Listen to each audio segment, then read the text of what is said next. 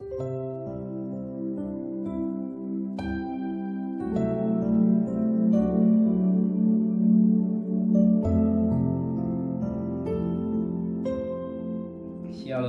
pagi bersama teduhkan kepala, pejamkan mata sejenak.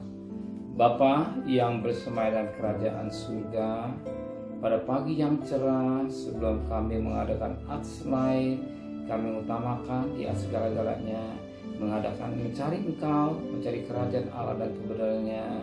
Maka pada pagi hari ini kami mengadakan mesbah keluarga, mesbah pribadi. Kami boleh naikkan pujian penyembahan kepada Tuhan, dan kami rindu untuk dengarkan renungan firman-Mu. Roh Kudus mengurapi hamba-Mu, mengurapi kami, sucikan hati dan pikiran kami, sehingga firman-Mu jadi berkat, dan kami juga boleh naikkan doa syafaat kepada Tuhan. Haleluya, amin. Shalom, pagi, mari sama-sama kita akan membaca firman Tuhan. Yakobus pasal yang ketiga. Yakobus pasal 3 ayat 13 sampai ayat yang ke-18. Yakobus pasal 3 ayat 13 sampai ayat 18. Hikmat yang dari atas. Siapakah di antara kamu yang bijak dan berbudi? Baiklah ia dengan cara hidup yang baik menyatakan perbuatanmu oleh hikmat yang lahir dari kelemah lembutan. Jika kamu menaruh perasaan iri hati dan kamu mementingkan diri sendiri, janganlah kamu memegahkan diri dan janganlah berdosa melawan kebenaran. Itu bukanlah hikmat yang datang dari atas, tetapi dari dunia, dari hawa nafsu dan setan, dari setan-setan. Sebab di mana ada iri hati dan mementingkan diri sendiri, ada kekacauan dan segala macam perbuatan jahat. Tapi hikmatnya dari atas adalah pertama-tama murni, sahaja, pendamai, peramah, penurut, penuh belas kasihan, dan buah-buahnya baik, tidak memihak dan tidak munafik, dan buah yang terdiri dari kebenaran ditaburkan dalam damai untuk mereka yang mengadakan damai. Puji Tuhan, firman Tuhan sangat baik sekali buat kita pagi hari ini. Kenapa? Tuhan menghidupkan kita sebagai anak-anak Tuhan. Itulah sebagaimana pada ayat 14. Jika kamu menaruh perasaan iri hati dan kamu mementingkan diri sendiri, janganlah kamu megahkan diri, janganlah berdosa melawan kebenaran. Firman Tuhan mengajar kepada kita pada hari ini, ya, jangan kamu menaruh perasaan iri hati dan mementingkan diri sendiri. Banyak peristiwa-peristiwa yang tidak pun terjadi, tetapi terjadi. Kenapa? Karena di dalam hawa nafsu kita yang ada, itulah dikatakan iri. Kakak dengan adik bisa bunuh-membunuh. Saudara dengan saudara bisa membunuh, tetangga dengan tetangga bisa membunuh, dan banyak peristiwa-peristiwa yang terjadi pada akhir zaman ini.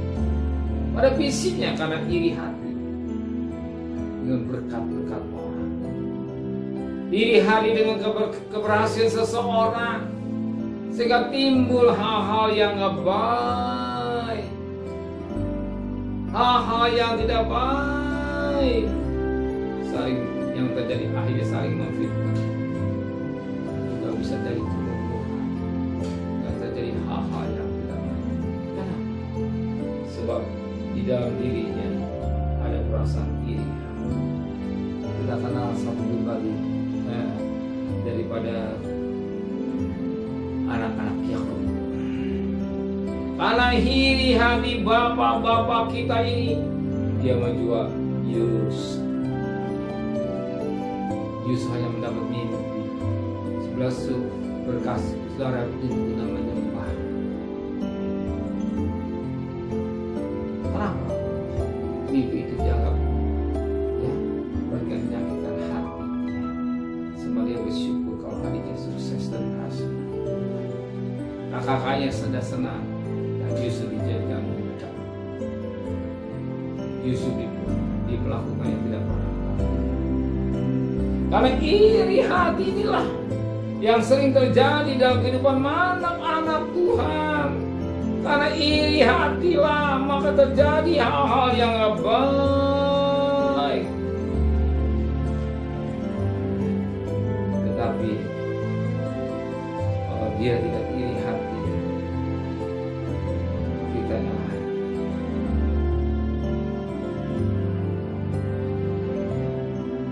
Bahkan dikatakan di dalam Surah 17 ayat yang kelima, tetapi orang-orang Yahudi menjadi iri hati. Iri hati. Hingga ayat dari berikut. Intinya iri hati. Betapa maka firman Allah berkata Amsal 4 ayat, jagalah hatimu.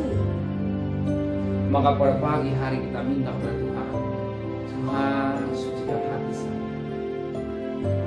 Sucikan hati saya. Jangan kami mementingkan, kami dikendalikan oleh hati. Yang kedua, mementingkan diri sendiri, egois. Dan Alkitab sudah menulis pada akhir zaman banyak manusia mementingkan diri sendiri atau egois. Lihat saudara, perhatikan di jalan, rasakan hal-hal tolong-menolong hampir hilang, yang timbul hanya kepentingan diri sendiri. Lihatlah kalau naik motor, serobot sini, kenapa mementingkan diri sendiri? Dan kita diajar oleh Tuhan, sabar.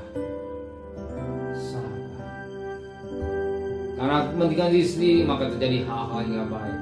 Kalau kita sabar, ceritanya ya, pagi hari ini kita sabar menunggu berkat Tuhan. Kita sabar menunggu pertolongan Tuhan. Kita sabar menunggu penyataan Tuhan. Kita sabar. Kita tidak mementingkan diri kita. Nanti kita ceritanya. Sebab kita hidup kita ada jaminan Tuhan.